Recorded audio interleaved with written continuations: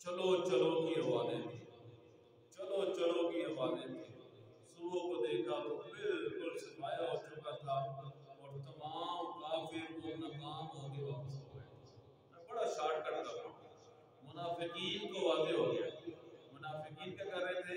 وَإِذْ يَقُولُ الْمُنَافِقُونَ، اور جب منافق کہنے لگے وَالَّذِينَ فِي قُلُوبِهِمْ مَرَضٌ، اور جن کے دلوں میں مرض تھا، بیماری تھی نفاق کی، مَا وَعَدَنَا اللَّهُ وَرَسُولُهُ إِلَّا غُرُورًا، کہ اللہ اور اس کے رسول علیہ السلام نے ہم سے وعدہ نہ کیا تھا مگر فریب کا۔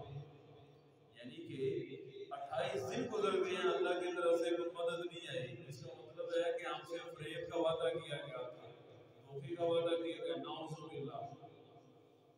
اللہ رب العزت فرماتے ہیں کہ یہ میں پرکھ رہا ہوں، دیکھ رہا ہوں۔ منافقین کیا کرتے تھے؟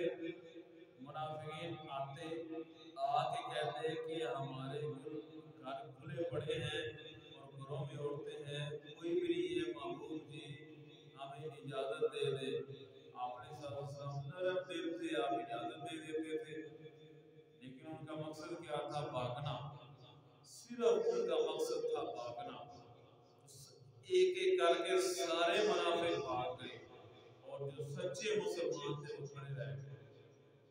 سچے مسلمان بالآخر ہم اس جنگ کو جیتے۔ اللہ رب العزت آگے فرماتے ہیں لَقَدْ كَانَ لَكُمْ فِي رَسُولِ اللَّهِ أُسْوَةٌ حَسَنَةٌ، یہ جو مسلمان یہاں کھڑے ہوئے ہیں، محبوب علیہ السلام کی پیروی ان کے لیے بہتر ہے۔